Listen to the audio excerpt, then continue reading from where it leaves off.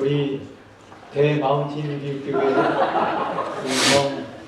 합장단 귀한 찬양 감사드립니다. 우리 지휘자님께서 항상 열심히 하시는 건 제가 알지만 뒤에서 또 지휘를 하시면서 또 그 지휘에 맞춰서 열심히 찬양하시는 모습이 뒤에도 봤는데 참 아름다우셨습니다. 네, 감사합니다. 저희가 어제부터 말씀을 시작했는데요. 창세기에 나타난 하나님의 사랑을 우리가 다시 한번 되새겨보고자 이런 주제로 시작을 했습니다. 오늘은 제목이 하나님의 형상 회복입니다. 잠깐 우리가 어제 나눴던 말씀의 좀 결론을 다시 한번 복습하고 넘어가기를 원합니다. 어제 말씀의 제목이 혼돈과 공허를 넘어였습니다. 여기 창세기 1장 2절을 다시 보면 땅이 혼돈하고 공허하며 흑암이 깊음 위에 있고 하나님의 신은 수면에 운행하시니라. 여러분, 왜 우리에게 혼돈과 공허를 있게 하시는가? 왜 우리의 삶에 혼돈과 공허를 있게 하실까? 거기에 우리가 숨겨있는 의미를 찾아야 됩니다. 이것을 통해서 그 혼돈과 공허를 넘어감으로 인해서 우리에게 이루어지는 것이 있다는 거예요. 그게 뭘까요, 여러분? 그 혼돈과 공허를 넘었을 때 여러분과 저에게 이루어지는 일, 그것은 바로 우리가 그토록 원하는 구원입니다. 뭐예요? 구원이에요. 우리가 하나님 백성화 되어가는 것, 우리가 점점 말씀의 토대 위에 성숙해 가는 것, 그러면서 하나님 나라의 백성으로 살아가는 것. 여러분, 어제 말씀드렸지만 애굽에서 가졌던 혼돈과 공허의 습관들을 하나씩 깨뜨려 버리는 일이 필요했습니다. 누가요? 이스라엘 백성들이요. 우리도 우리의 이 땅에서 21세기를 살아가면서 하늘 도성을 향해 열심히 전진하면서 우리 속에 있는 그릇된 신앙인으로서 예수님의 제자들로서 깨뜨려야 할 것들이 분명히 있다는 거예요. 여러분, 우리의 그런 삶을 광야 교회라고 표현하셔도 좋겠고요. 모세가 이스라엘 백성을 데리고 몇 년 동안? 40년 동안 광야를 헤매고 다닌 것처럼 우리의 이 땅에서의 삶이, 지금의 삶이 비록 혼돈하고 공허할지라도 그것을 넘어서야 할 필요가 있다는 것입니다. 그것은 의미 있는 광야 생활이고요. 의미 있는 혼돈과 공허의 삶이고 그것은 의미 있는 흑암의 삶이라고 생각합니다. 왜냐하면 그 혼돈과 공허로서 끝나는 것이 아니기 때문에 우리를 일으켜 세워주시는, 새롭게 창조해 주시는, 그 속에서 질서를 만드시는 하나님이 여러분과 저와 함께 하신다는 사실입니다. 여러분, 이 사실이 우리에게 큰 의미가 되고요, 힘이 되고요, 격려가 되어야 돼요. 그렇지 않으면요, 우리가 이 땅에서 사는 것, 여러분, 제가 늘 강조하는 건데, 여러분과 저는요, 우리 모두는 죽음이라고 하는 질병에 다 걸려있는 사람들이에요. 그렇죠? 우리는 죽을 수밖에 없습니다. 어제 우리 김장님 네 분 찬양하시는데, 장로님께서 원래 그러신 분이 아닌데 제가 알고 있는데 그런데 조금 찬양을 잘 이어가지 못하셨어요. 집사님께서 뒤에서 열심히 좀 용기 주시고 격려 주시는 그 손길을 제가 봤습니다. 마음속으로 무슨 일이 있으신가 보다 라고만 생각했어요. 근데 우리 임정 목사님이 얼마나 자상하신 분인지 저에게 그 설명을 해주셨어요. 네. 우리 장로님 사랑하는 친구가 유명을 달리하고 그 소식을 방금 듣고 그 찬미의 2절 가사를 읽으면서 부르면서 그 마음이 얼마나 아픈가. 제가 그 말씀을 듣고 나니까 더 감동이었습니다. 하루같이 났지만 여러분, 우리 모두는 죽습니다. 아마 이 자리에서 제일 젊은 사람이 전데 가장 젊은이가 죽음을 이야기하니까 좀 이상하지요. 여러분, 죽을 줄 알며 살아가는 것이 지혜로운 거예요. 그렇죠? 여러분과 저에게 있어서 죽음은 끝이 아님을 알기 때문에 죽음이 의미가 있는 겁니다. 제가 오늘 잠깐 세크라멘토에 있는 제 저하고 전화통화를 잠깐 했습니다. 그리고 다시 한번 우리가 저와 함께 아침 예배를 못 드렸기 때문에 다시 한번 이야기를 했어요. 우리가 하나님을 의지하고 살아가는 것이 이렇게 큰 기쁨이고 축복이고 정말 우리가 가질 수 있는 긍지다라는 이야기를 했습니다.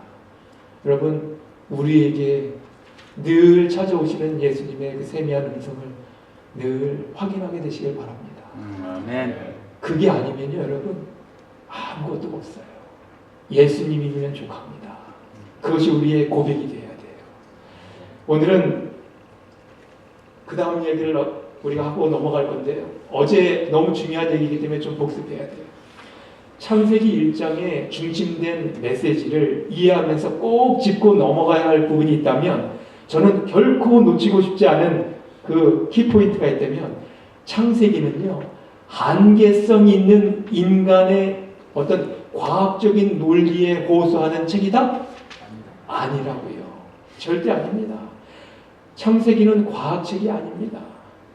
과학적일 수는 있어도 과학책은 아니라고 어저께 말씀드렸어요. 이 창세기가 기록된 목적은 전혀 다릅니다. 뭐라고요? 천지창조가 어떻게 되었는지 과학적으로 밝혀내는 그런 책이 아니라 하나님의 위대하심이 어떠한지 우리에게 신학적으로 호소하는 메시지를 갖고 있는 것이 창세기예요. 이 사실만큼은 꼭 기억하시기 바랍니다. 그래서 히브리 사람들의 사고방식은요, 여러분, how, 이 어떻게 해서 그렇게 됐을까를 묻지 않아요. 히브리 사람들은요, how를 묻지 않습니다. 대신 뭘 이야기할까요? why. 히브리 사람들은요, how보다는 why, 왜 그랬을까? 이걸 물어요.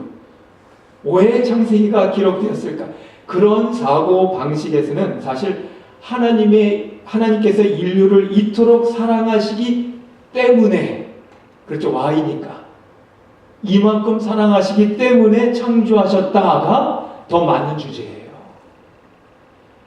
어제 우리는 창세기 1장 2절의 말씀을 중심으로 해서 6일 동안 어떤 창조 사역들이 펼쳐졌는지를 함께 나눴습니다. 하나님의 신이 수면에 운행하셨다. 이 구절이 우리에게 큰 용기와 소망이 돼요. 왜 그런지 아세요, 여러분? 여기 1장 2절에 땅이 혼돈하고 공허하며 흑암이 깊음 위에 있었다. 그런데 하나님의 신은 어디에? 수면 위에 운행하셨다. 라는 표현이 우리에게 큰 격려와 용기가 되는 이유는요, 여기 신명기 32장 10절로 11절에 이런 말씀이 있습니다. 여호와께서 그를 황무지에서 짐승에 부르짖는 광야에서 만나시고 호위하시며 보호하시며 자기 눈동자같이 지키셨도다. 어떻게? 마치 독수리가 그 보금자리를 어지럽게 하며 그 새끼 위에 너풀거리며 그 날개를 펴서 새끼를 받으며 그 날개 위에 그것을 엎는 것 같이.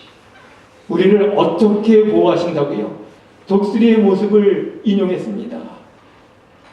여기 그 새끼 위에 너풀거리며 라는 표현이 나와요. 누가? 독수리가 그 새끼 위에 너풀거린다. 그 새끼 위에 너풀거린다. 영어로는요, hovering over its young. 그 새끼 위에서 너풀거린다. 여러분, 수면 위에 운행하죠. 여기에 쓰인 히브리 단어 라하프, 이 너풀거린다, 수면 위에 운행하시다, 똑같은 단어가 쓰여졌어요. 똑같은 단어. 성경에서 이 라하프라는 이야기, 히브리 말이 쓰여진 곳이 두 곳이 있는데 1장 2절과 그 다음에 어디예요? 신명기 32장이에요. 똑같이 hovering over its young 이렇게 이야기합니다. 독수리가 자기 새끼 위에서 지켜보는 모습을 이야기하는 거예요. hovering over its young이 뭔가 하면 하나님의 신이 수면 위에 운행하신다라는 표현이 바로 이거예요.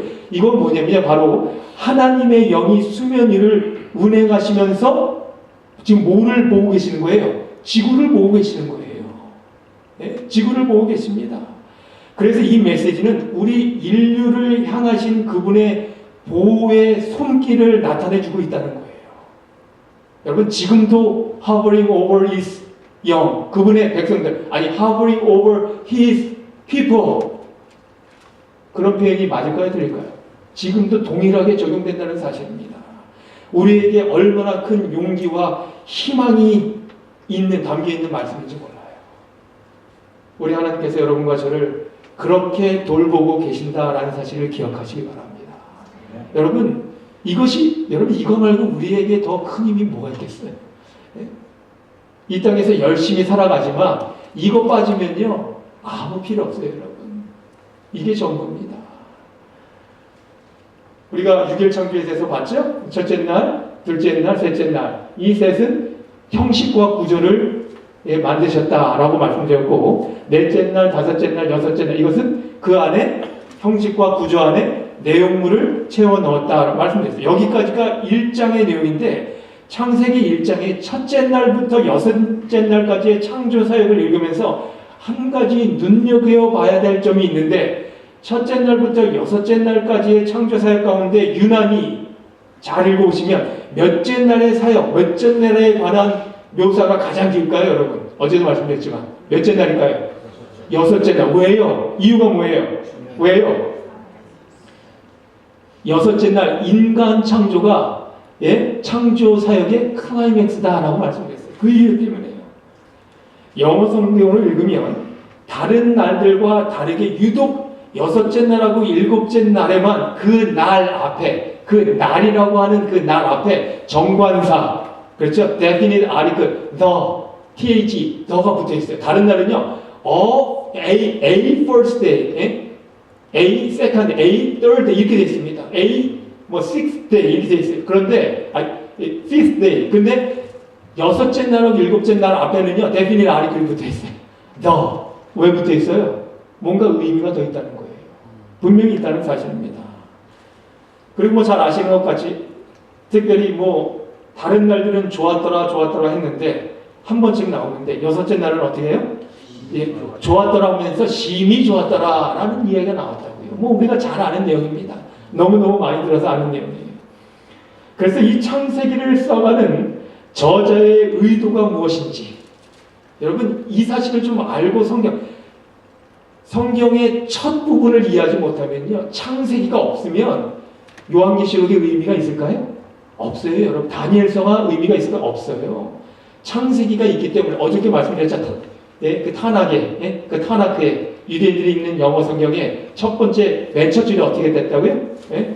When God created the heavens and the earth. 그러니까 하나님께서 천지를 창조하셨을 때 하면서 이런 일들이 일어났다. 이것이 성경의 내용이라는 사실이에요. 그래서 여섯째 날 해프닝한 사건들, 이야기들이 사실은 저자의 관심입니다. 그리고 그것은 우리 하나님의 관심이고요. 그러니까 우리 하나님의 관심은 누구예요? 결국에는 우리예요. 우리 사람입니다. 그럴 수밖에 없어요. 그래서 이 창조 사역을 읽는 우리도 여섯째 날 어떤 사건이 있었는지에 굉장한 초점을 맞추면서 읽어야 되는 거예요. 그날, the sixth day, 6일째, 굉장히 중요한 날로 그려지고 있습니다. 여섯째 날 무슨 일이 있었길래 그렇게 의미를 둔다고요? 인간이 만들어졌기 때문에. 저는 창세기를 창조의 시작, 맞는 얘기입니다. 모든 이야기의 시작이 창세기로부터 시작되니까. 그럼에도 불구하고요, 저는 그 포인트를, 창세기를 어떻게 읽는가 하면 하나님과 인간 사이의 관계의 시작으로 읽어요. 사람과 하나님의 관계의 시작. 왜요? 그게 누구의 관심이기 때문에? 우리 하나님의 관심이기 때문에. 여러분과 제가 우리 하나님의 가장 중요한 목적입니다.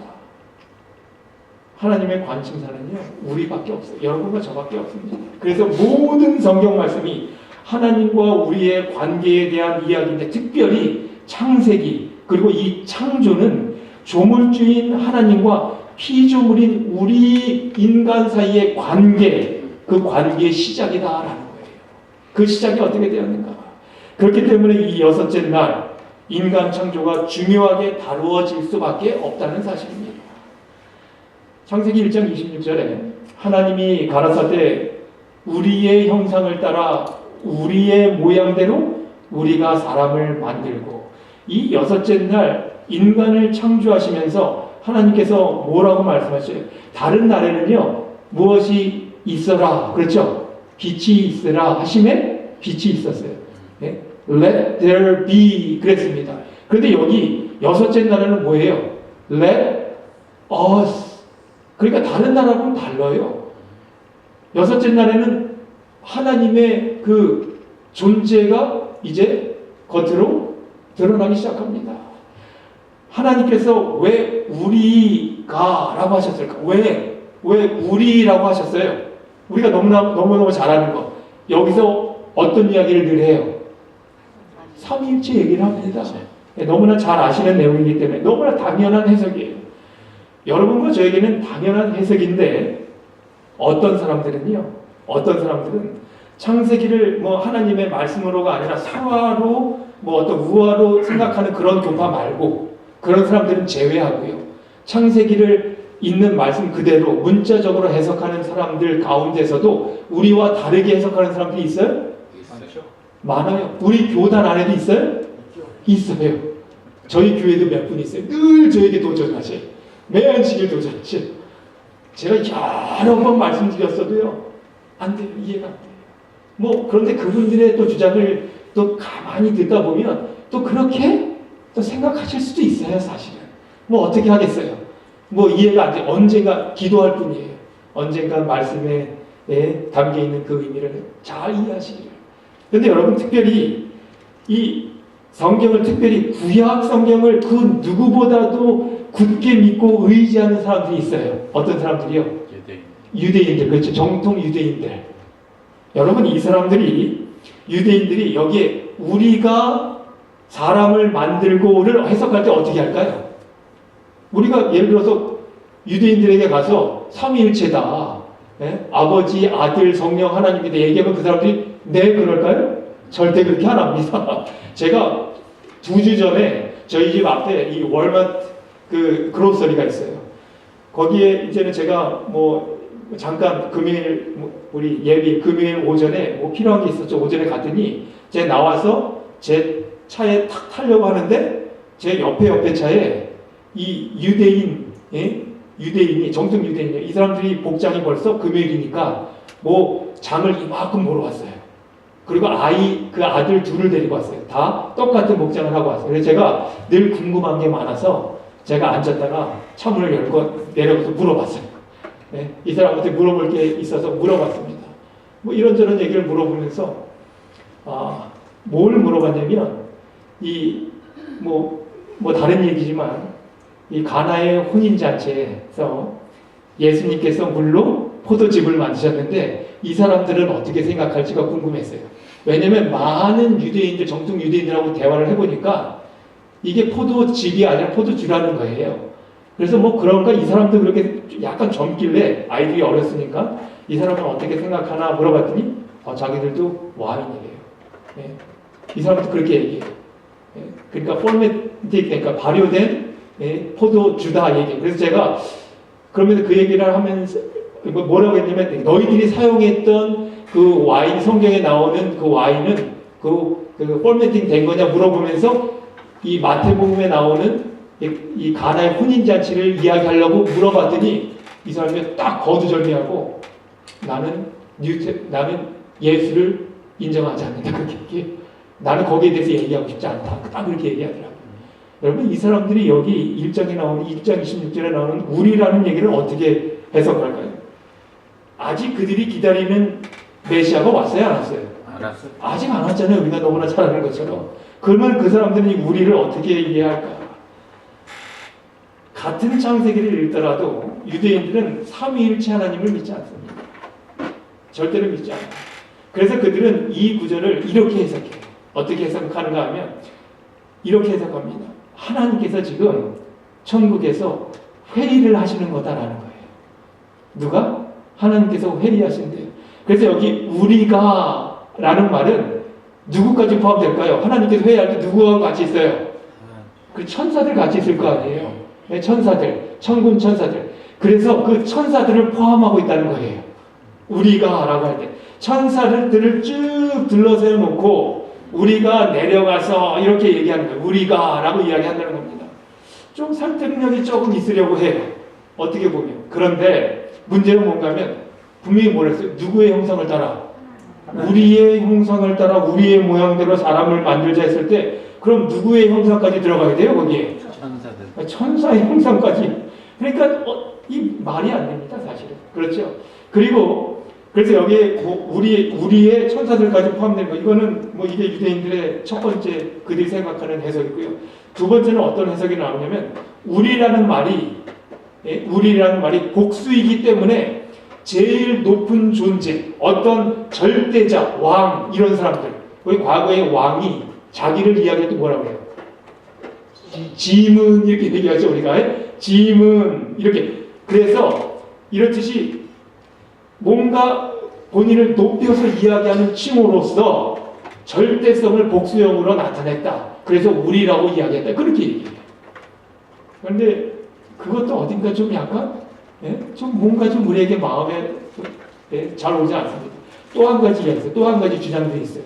삼위일체로 보지 않는 주장. 뭔가 하면 여러분과 우리처럼 동양권에 있는 사람들은 조금 이해가 되는데 이해가 될 수는 있는 예를 들면 제가 제 와이프를 부를 때 뭐라고 불러요? 대부분 우리가 뭐라고 불러요? 내 아내라고 이야기해야 되는데 흔히들 뭐라고 해요? 우리 집사람, 우리 마누라. 그렇죠 대부분 내 마누라라고 하기보다는 우리 마누라 이렇게 이야기합니다. 그러니까 우리 집, 그러면 내 집인데 우리 집에 가볼래? 제가 얘기할 때 우리 집에 가볼래? 근데 여러분 우리 마누라예요? 내 마누라예요? 예, 우리 집이에요? 내 집이에요 사실은? 내 집. 여러분 무슨 말씀드리는지 아시겠죠? 예, 그래서 이 동양적인 개념에서 볼 때 뭐 나라는 표현을 다르게 해서 우리다. 이것도 뭔가 좀 부족합니다. 이것도 좀 어딘가 좀 충분하지 못한 것 같아요. 사실 확실한 설명이 되지 않아요. 삼위일체 빼놓고는요. 그렇죠? 삼위일체 빼놓고. 그런 해석들이 있다라는 말씀만 드리고요. 뭐 삼위일체로 해석하는 거에 있어서 굳이 그건 아닙니다라고 그렇게 생각하는 분들이 계시면 우리 목사님께 혹은 또 저에게 나중에 주시면 또 장로님들께 말씀 주시면 아마 잘 설명하시라고 제가 확신합니다. 그렇게 하고 넘어가도 되겠죠? 네, 그렇게 하고 넘어가겠습니다. 창세기 1장 26절을 다시 보면 어떤 단어가 나오냐면 밑에 Then God said, Let us make man in our image. In our 뭐예요? likeness. 이렇게 됐어요. 그렇죠? 여기에 두 단어가 같은 의미를 반복하는 거예요. 그렇죠? 이미지하고 그 다음에 likeness. 이게 뭐예요? 결국은 형상이라고 그렇게 번역을 해놨어요. 형상. 하나님의 형상대로 창조되어진 우리들, 하나님의 형상이라는 말은 많은 일반 신학자들은 이 부분을 이야기할 때 분명히 하나님이 영적인 존재로서 어떤 육체가 있는 분이에요? 아니에요? 하나님은 무엇이니? 영이시니. 그렇죠? 하나님이 육체가 있어요? 없어요? 육체가 없는데 우리가 하나님의 육체적인 형상을 본받았다라고는 이야기하지 않아요. 일반적인 신학자들이 그렇게 주장을 많이 해요. 그래서 여기의 형상은 뭐라고 얘기해요? 어떤 형상이다? 영적인 형상이다 라고 이야기하는 사람들이 있어요. 그리고 또 나가서 도덕적인 형상이다 이렇게 얘기를 해요. 뭐 충분히 이해가 되는 이야기이기도 합니다. 그런 부분일 수도 있어요. 특별히 조직 신학자들은요. 그래서 예를 들어서 하나님의 속성 중에 편재성, omnipresence 뭐예요? 어디든지 다 계신다는 거예요. 우리 하나님 그러시죠? 어디든지 다 계십니다. 전지성, omnipotent. 그래서 다 아신다.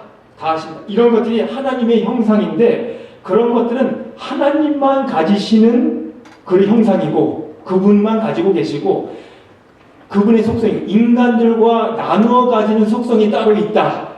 그렇게 얘기도 해요. 조직신학자들은. 그렇게 이야기도 합니다. 지적인 능력이라든지 어떤 emotional ability, 어떤 이 감정적인 요소들 그런 부분 이런 것들은 사람들과 나누어 가진다 해서 조직신학에서는요 하나님의 형상을 이야기할 때 인간들과 나누는 것, 나누지 않는 것, 뭐 여러 가지 이렇게 또 구분하기도 해요. 신학적인 뭐 어떤 바탕으로 내려가면.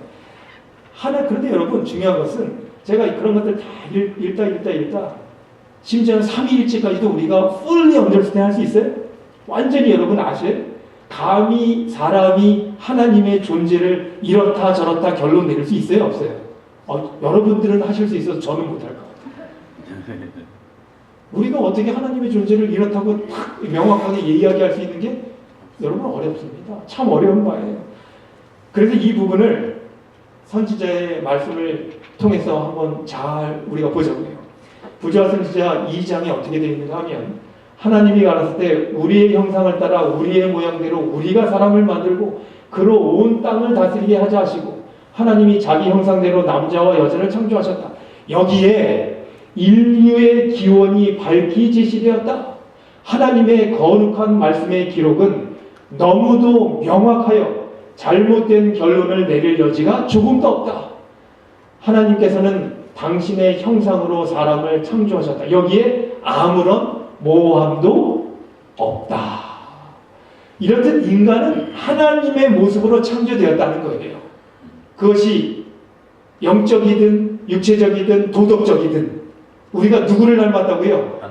하나님을 닮은 존재. 그리고 더 나아가서 인간은 도덕적인 규범에 따라서 사고하고 행동할 수밖에 없는, 그렇게 살아갈 수밖에 없는 그런 어떤 자유를 가진 존재들. 그래서 자유롭게 사랑하고 순종하거나 혹은 불신하고 불순종할 수 있는 존재들이 누구라고요? 여러분, 저는 하나님을 정말 대단한 분으로 인정하는 이유가 우리에게 사랑을 주셨는데, 그렇죠? 우리가 너무나도 잘 아는 말씀이에요. 신기호 목사님 늘 강조했던 말이죠. 그 사랑이 완전하려면 그 사랑 안에 필요 충분 조건이 있어야 돼요. 사랑이 사랑으로 온전하려면 꼭 필요한 게 하나 있어요. 뭔지 아세요, 여러분? 제가 이미 말씀드렸는데 뭐가 있어야 돼요? 우리 신기호 목사님 늘 강조한 거. 사랑이 사랑으로 완전하기 위해서는 필요 충분한 조건이 하나가 꼭 필요해요. 그것이 없으면 사랑이 안 돼요. 그게 뭐라고요? 자유라고요. 자유가 없으면요, 그것은 구속이고요. 그렇죠. 속박이고요. 자유가 있을 때. 그런데 하나님께서 우리에게, 하나님이 우리의 창조주신데 하나님을 믿지 않을 수 있는 자유를 주셨어요? 주셨어요. 그래서 너희 스스로 너희의 선택으로 너희의 마음으로 나를 섬겨라. 그때 그 섬김이 진정한 예배다.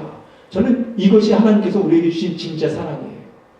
사람이요, 특별히 저는 어머니들을 되게 존경하는데, 어머니들은 우리 아버지들 죄송합니다.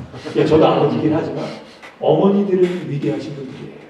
왜냐하면 그 하나님의 조건 없는 사랑, 물론 아버지들도 조건 없이 사랑하시지만 어머니들의 그 사랑은 정말 하나님의 사랑을 가장, 제가 보기에는, 여러분들이 인정 안 하셔도 제가 보기에 가장 근접해 있는 사랑이 저는 어머니들의 사랑이라고 확신해요. 이거는 우리 어머니들은요, 엄마라는 존재들은 이 본능이에요. 본능입니다. 또 물론 아버지들은 아버지들이 갖고 계신 사랑의 몫이 있지요. 분량이 있지요.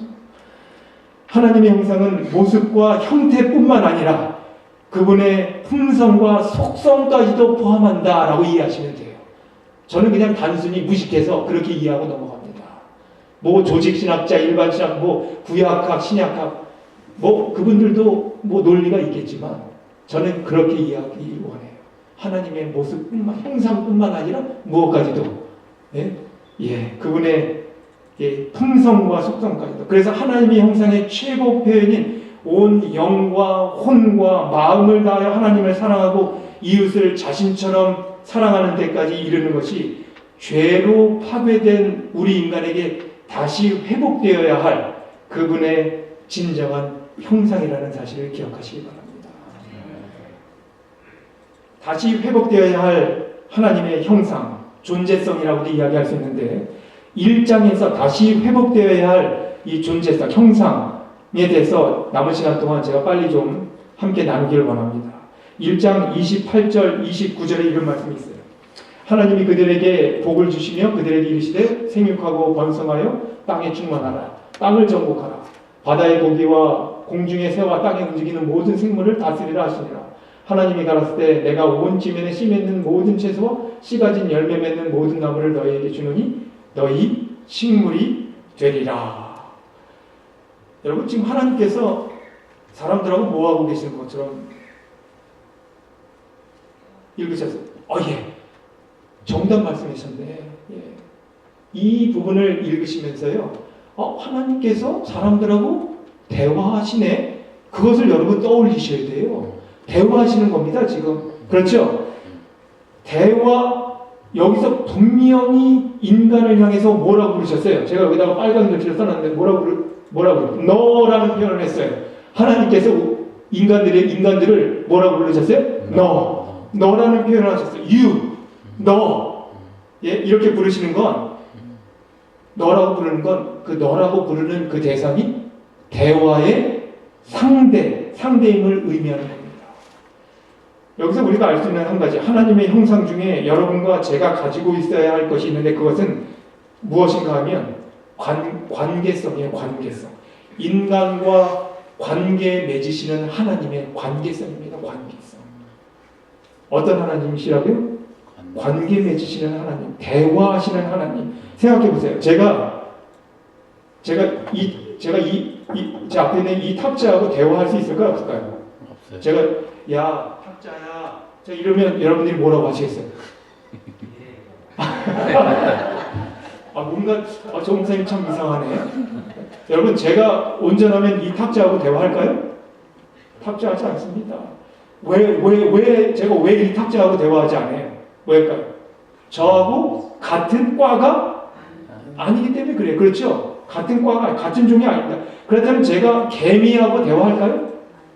물론 미국에 오니까 개들하고 대화를 많이 하더라고요. 예, 개들하고 대화하니까 개들이 막 오더라고요, 정말. 저는 강아지를 키운 적이 없는데 강아지가 이렇게 똑똑한지는 몰랐어요. 예, 많이 여러 가지 좋은 이야기들을 읽고 보니까. 그런데 여러분 그 개들하고 대화하는 것도 좀 한계가 있어요. 깊이 있는 속에 있는 담겨진 철학까지도 걔하고 내가 오늘 이 플레이토를 읽었는데 그 속에 나타있는 그 사상이 하나님의 사상하고 조금 이원론 그런 얘기 할 수 있어요? 없어요? 많이 그런 얘기하고 있으면 안 되죠. 사실은 그렇게 얘기할 수 없는 것은요 같은 과가 아니니까 나와 같은 형상을 갖고 있지 않기 때문에 그래요. 그렇죠?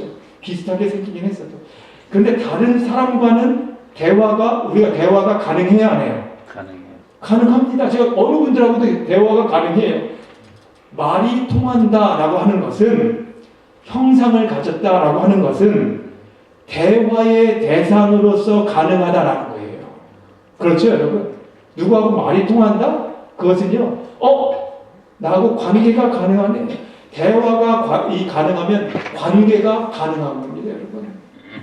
그래서 여기 현각 스님이라는 분이 계세요. 제가 오래전에 읽은 책인데 하버드에서 학예사까지 제가 이 스님들이 쓴 불교 서적을 많이 읽지 못했죠. 한 10권 가까이는 읽었어요. 근데 그 중에서 제가 나름대로 마음 가운데 남는 건데 여기 현각 스님이라고 보이시죠? 사진에 잘 보이시는지는 모르겠지만 이분이 한국분 같아요? 한국분 같지는 않아요. 그렇죠? 이분이 미국분인데 이 하버드 대학을 다니다가 한국에 승산 스님이라는 분이 계십니다. 그 승산 스님을 만나서 불도를 깨닫고 화계사라고 하는 절로 들어가서 스님이 돼요. 이분이 스님이 된 거예요. 근데 이분이 이런 이야기를 합니다. 승산 스님이 이제 본인의 거의 스승과도 같은 이 승산 스님이 하버드 대학에 와서 이제 강의를 한 적이 있어요. 그 학교에서 강의를 했는데 강의가 다 끝나고 이제 Q&A 섹션, 그렇죠? 질의응답 시간을 가졌다고 해요. 그래서 질문이 있으면 질문하십시오 했는데 저쪽에서 30대쯤 되는 좀 나이가 어느 정도 있는 백인 여학생이 손을 번쩍 들더니 질문을 하는 거예요. 누구에게? 승산스님, 이분의 스승과도 같은 그 승산스님에게 질문을 합니다. 그 질문이 무엇인가 하면 아주 간단하게 What is love? What is love? 뭐예요? 사랑이 뭡니까? 사랑이 뭡니까? 불도를 아는 스님에게 물을 수 있는 아주 철학적이고 실존적인 인간의 본질에 관해서 충분히 이야기할 수 있는, 그렇죠. 뭐 러브 하니까 아마도 그 질문한 그 백인 여성분이 그리스도인이었던 것 같아요. 교회 다니는 분이었던 것 같아요. 그러니까 이 스님은 사랑을 뭐라고 이야기할까? What is love? 그렇게 질문을 했어요. 사랑이 뭡니까? 승산 스님이 질문을 받고요. 잠시 포즈를 둡니다. 잠깐 이렇게 이 시간을 둬요. 그리고서 대답을 하는데 어떻게 대답하는가 하면 포즈를 잠깐 둔 다음에 그 여학생이 다시 이야기하는데 이렇게 얘기해요. What is love? I ask you what is love? 약간 브로큰 잉글리시로 이분이 브로큰 잉글리시로 그렇게 다시 누구에게 질문을 한 백인 여학생에게 다시 묻는 거예요. 이 여학생이 스님한테 what is love? 물었더니 다시 시간 뒀다 I ask you what is love? 문법도 안 맞게 그렇게 이야기를 합니다. 그랬더니 다시 질문을 받은 그 여학생이 약간 난감해하는 거예요. 약간 본인이 질문하라고 해서 질문했는데 다시 질문을 해오니까 그 모습을 보고 승단 스님이 하시는 말씀이 This is love. This is love. I ask you, you ask me, I ask you. This is love. 이게 뭐예요? 얼마나 재치 있는 대답인가 하면 네가 나한테 질문했고 내가 다시 너한테 질문했다. 이게 사랑이다. 이게 사랑이다. 이게 바로 사랑이다. 대화가 가능한 것. 말이 서로 주고받을 수 있는 것. 사랑의 관계가 가능한 것이다. 라고 그렇게 이야기하는 거예요.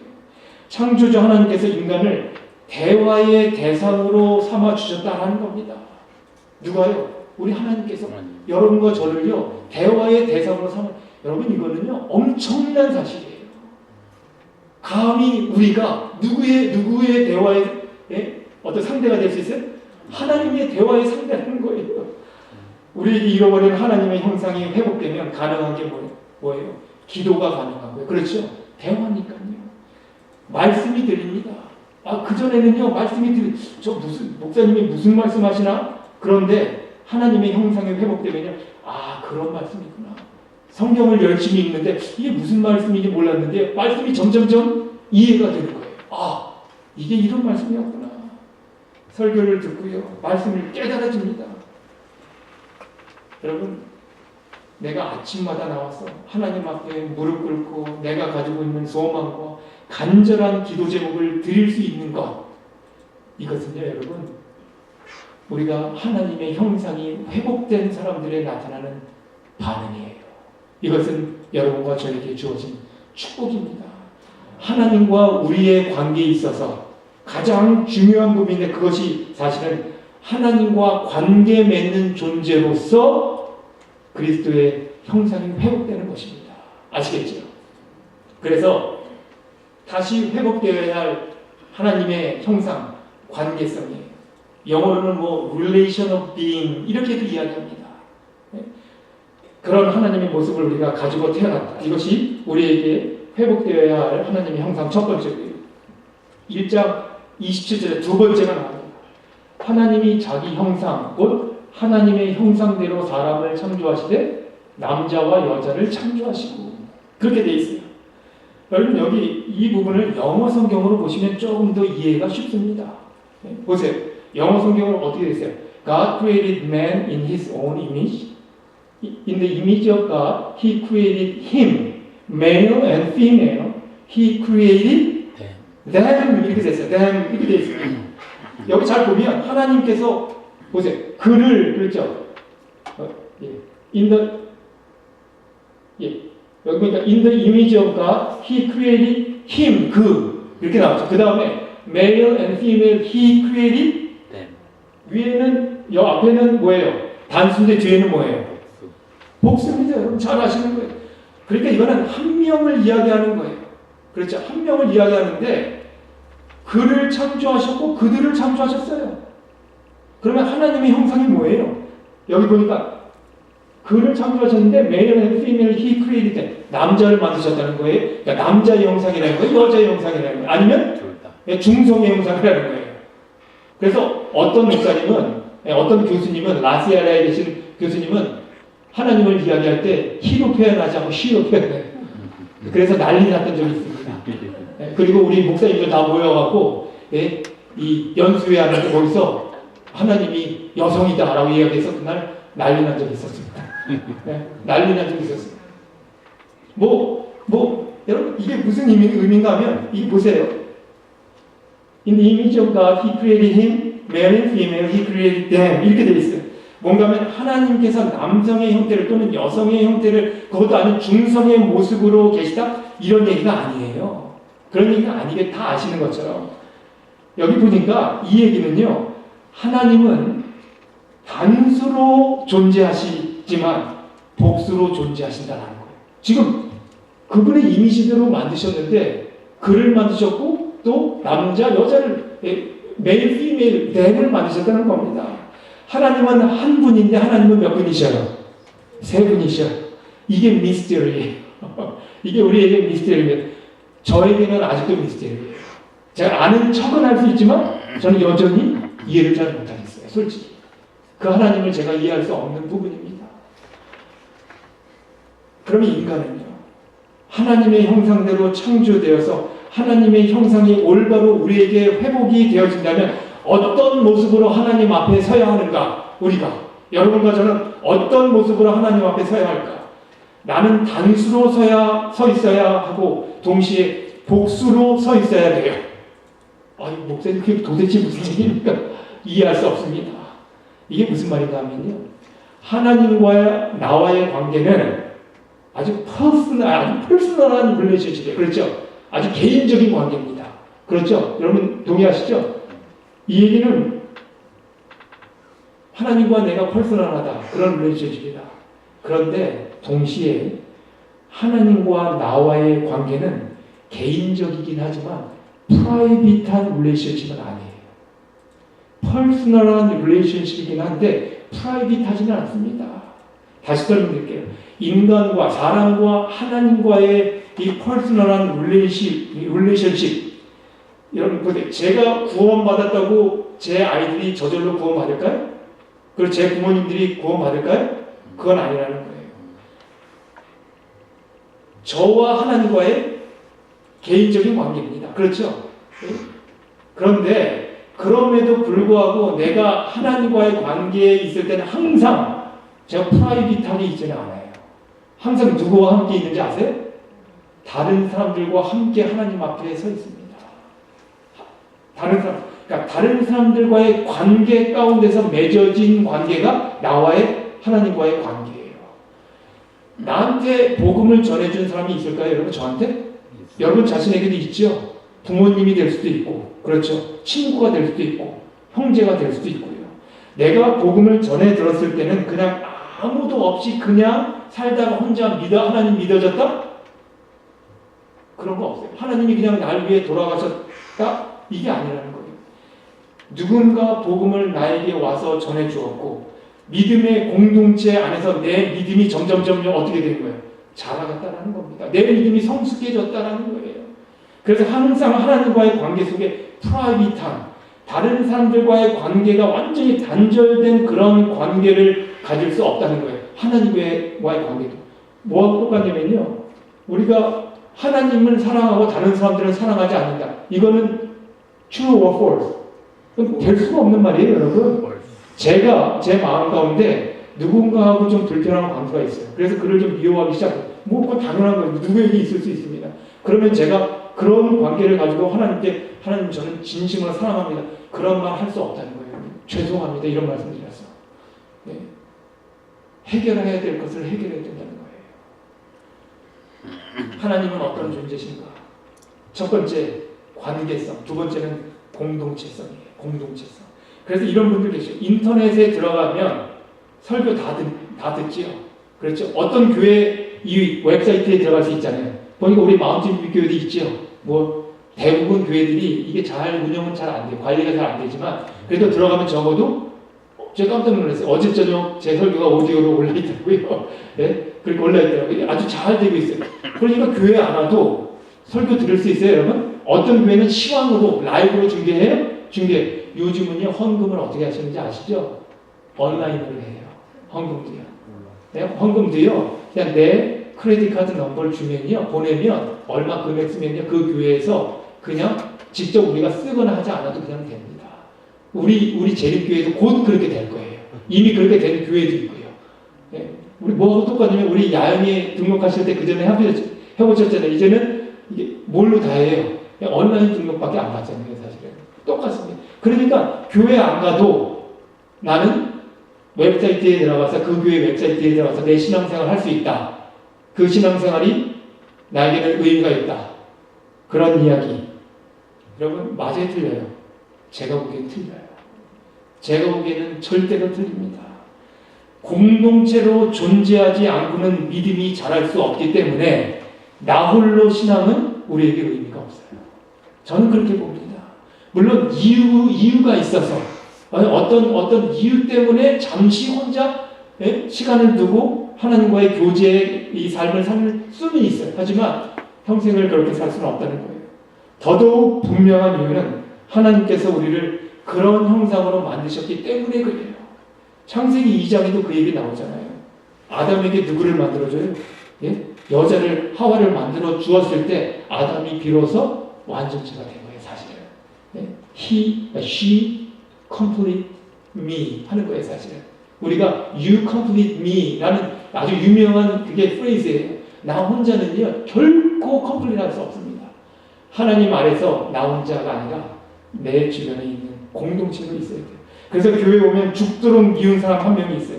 10년, 20년, 30년 신앙생활 같이 하다 보면 가족끼리도 서로 싸우고 갈라지고 하는데 왜 우리 안에서 저 사람만 보면 가슴이 두근두근 좋아서 두근거리는 거 말고요. 좋아서 두근거리는 거 말고요.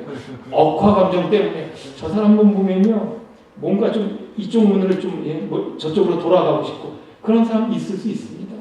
우리가 죄된 본성을 갖고 있기 때문에 어쩔 수 없어요.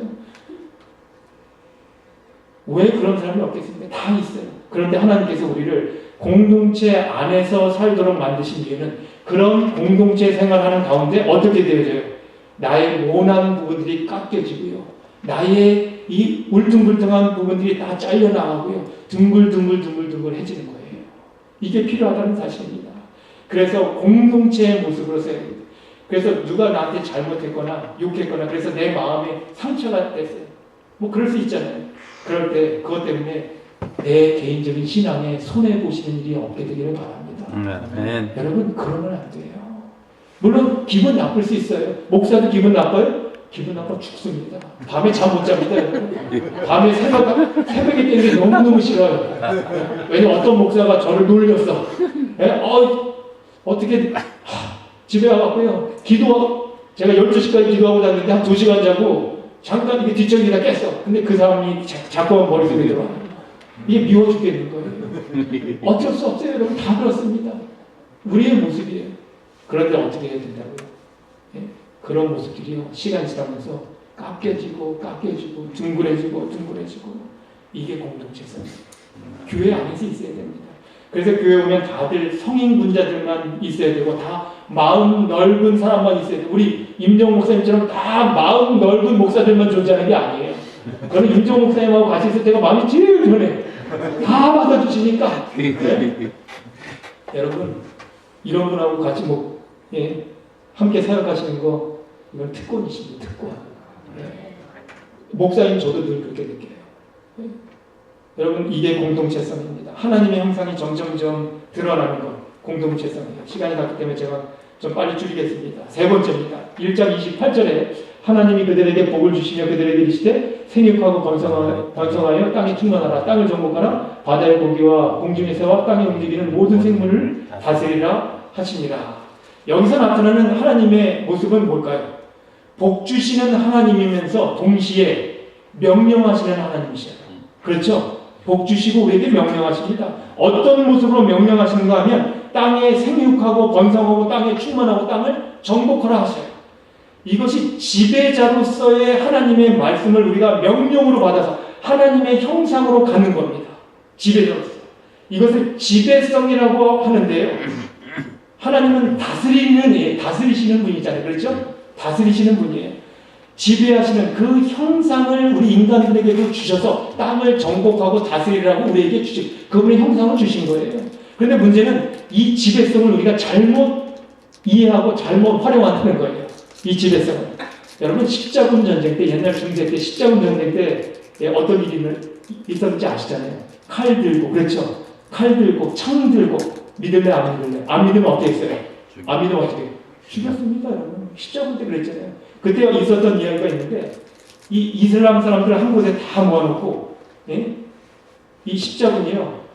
이 십자군이 이슬람 사람들을 이 강가에다가 다 강속에 다 한꺼번에 다 몰아놨어요. 잡아가고 십자군들이 옆에 쫙 일렬로 나열합니다. 그리고 병사들이 그 강변에 서서 뭘 들고 있는가 하면 화살을 딱 들고 있어요. 화살을 들고 있고 뭐라고 이야기하냐면 하나 둘 셋 해서 물속에 들어가라. 들어가지 않으면 서 있는 사람들은 어떻게 해요? 조준하고 있다가 팔로 쏘는 거예요. 그러니까 하나 둘 셋 하면 들어갈까 안 들어갈까요? 죽기 싫으면 들어가야죠. 물속에 들어갔어요. 그 다음에 나옵니다. 그거 갖고 뭐 했다? 침례줬다. 너희들은 다 침례받았다. 그 물속에 들어갈 때 뭐라고 해요? 아버지와 아들과 성령의 이름으로 침례준다. 그렇게 침례줬어요, 여러분. 무력으로 힘으로 그렇게 기독교를 전파했던 게 십자군 때입니다. 우리가 잘 아는 내용이에요. 그게 하나님의 뜻인 줄 알았어요. 그렇게 만드는 게. 왜요? 땅을 정복하라고 했으니까. 그렇죠. 땅을 정복하라고 했으니까. 중세 때 그랬는데 요즘은 다른가요? 지금은 다를까요, 여러분? 지금도 마찬가지예요. 지금도요. 힘으로, 돈으로 전파를. 그게 하나님의 뜻이 아니라는 사실입니다. 지배성, 다스림의 법칙은 어떻게 다른 말로 해야 하는가 하면 영향력이에요. 영향력을 가지라는 겁니다. 선한 영향력을 가지라는 거예요. 지배성이 잘못된 방향으로 가고 있다면 방향이 수정되어야 됩니다. 그래서 이 지배성에 대한 예수님께서 신약에 와서 올바르게 해석을 해주셨는데 요것만 보고 마치겠습니다. 마가복음 10장 43절로 45절에 잘 아시는 말씀입니다. 너희 중에는 그렇지 아니하니 너희 중에 누구든지 크고자 하는 자는 너희를 섬기는 자가 되고 너희 중에 누구든지 으뜸이 되고자 하는 자는 모든 사람의 종이 되어야 하리라. 인자에 온 것은 섬김을 받으려 함이 아니라 도리어 섬기려 하고 자기 목숨을 많은 사람의 대속물로 주려 함이니라. 여기 보니까 크고자 하는 자는 크라는 거예요? 크지 말라는 거예요? 여기 이 말씀대로라면 여기 크라는 거예요? 말하는 거예요? 크라는 거잖아요 지금. 크고자 하는 자는 크는데 그 비결을 알려주시는 거예요 지금. 여기 잘 읽어보시면 여기 크게 되라는 거예요? 말하는 거예요? 크게 되라는 겁니다 여러분. 정복하라는 거예요? 말하는 거예요? 정복하라는 거예요. 근데 크게 되는 비밀이 돈이나 힘이나 무력으로 되는 게 아니라 섬기는 영향력, 첨대 선한 영향력을 가지고 크게 되라는 거예요. 크게 되기 위한 비결을 가르쳐 줍니다. 크고자 하는 자는 너희를 어떻게 하라고요? 섬기는 자가 되라는 거예요. 크고자 하는 자는. 누군지 너희 중에 으뜸이 되고자 하는 자는 으뜸이 되라는 거예요? 말하는 거예요? 되라는 거예요. 으뜸이 되고자 하는 자는 어떻게 해요? 종의 모습, 종이 되라는 겁니다. 그 비결을 우리에게 가르쳐줘요. 그래서 지배성은요, 다스림의 법칙, 영향력을 이야기합니다. 내가 저 사람에게 영향력을 끼치려면 할 수 있는 방법이 여러 가지 있는데 어떻게 하는 게 제일 좋다고요? 돈으로 사거나 무력으로 사거나 그게 아니고 어떻게 해요? 섬기면서 낮아지면서 이게 우리가 가져야 될 모습이라고 생각합니다. 여러분 제가 말씀을 줄이면서 다시 회복되어야 할 하나님의 형상, 존재성. 첫 번째는 관계성, 두 번째는 공동체성, 세 번째는 뭐예요? 지배성. 그 지배성은 뭐예요? 선한 영향력, 봉사성입니다. 이것이 결국에는 누구의 모습이라고요? 누구의 형상이라고요? 예수님. 우리 하나님의 형상이고 누구 안에서 회복되어야 된다고요? 여러분과 저 안에서. 여러분 이 모습, 하나님의 진정한 모습을 회복해 가시는 저와 여러분 되시기를 간절히 바라면서 오늘 둘째 날 말씀을 드리도록 하겠습니다. 아멘.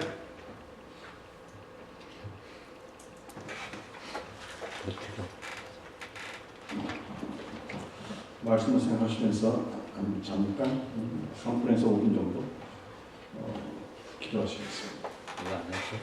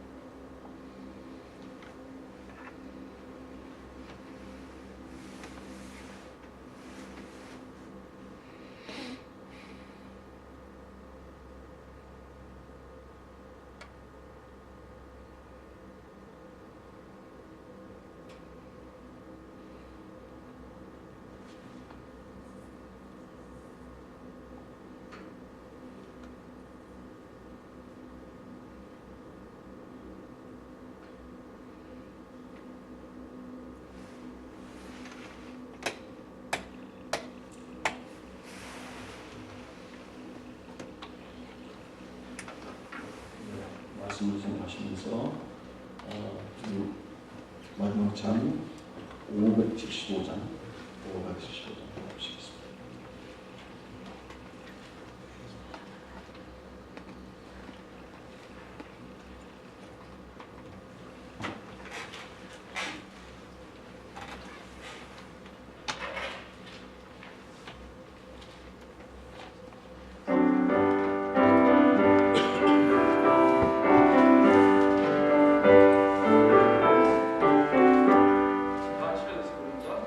오 형제여 충실히 행하여라 그곳 다시 오시니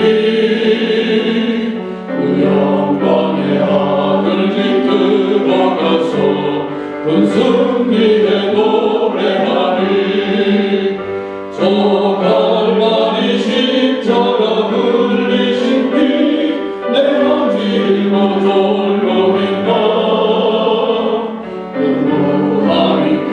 사랑받은 자여 내 몸 바쳐 충실하라 오 형제여 충실히 행하여라 방문도 성전인데 오 오명한 성진주 문 앞에서 주널 받며 맞이하니 이 슬프고 캄캄한 세상 중에 너를 잊지 않으리라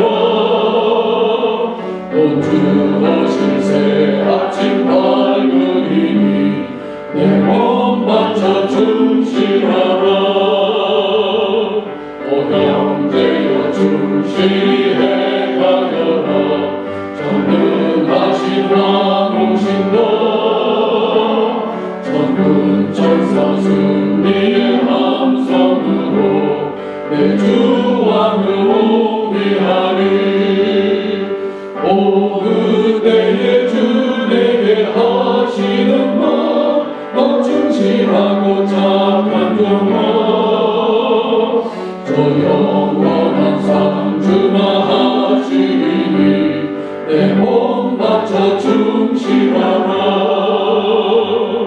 오 형제여 충실히 행하여라 내 눈물은 사라지고 저 영원한 기쁨의 나라에서 은별유관 맞으리라 오 형제여 이 약속 진실 충실하라. 영영 기쁨 불멸의 상 있으니 내 몸 바쳐 충실하라. 아버지 하나님 감사합니다. 우리를 하나님의 형상으로 지어주셔서 감사합니다. 아멘. 그 형상 다시 회복하여 하나님이 우리에게 나타내기를 원하시는 아름다운 하나님의 형상의 삶이 우리 모두의 삶이 되게 하여 주시옵소서. 아멘. 2017년이 비록 우리에게 정말 부족하고 또 회개해야 하고 또 성숙하지 못한 삶을 살았다면 다가오는 2018년 회복된 하나님의 형상을 갖고 사람들에게 담대하게 용기 있게 하지만 겸손하고 섬기는 마음으로 그렇게 다가갈 수 있도록 주님 우리와 함께하여 주시옵소서. 아멘. 우리를 사랑하시는 예수 그리스도 이름으로 간절히 기도하옵나이다. 아멘.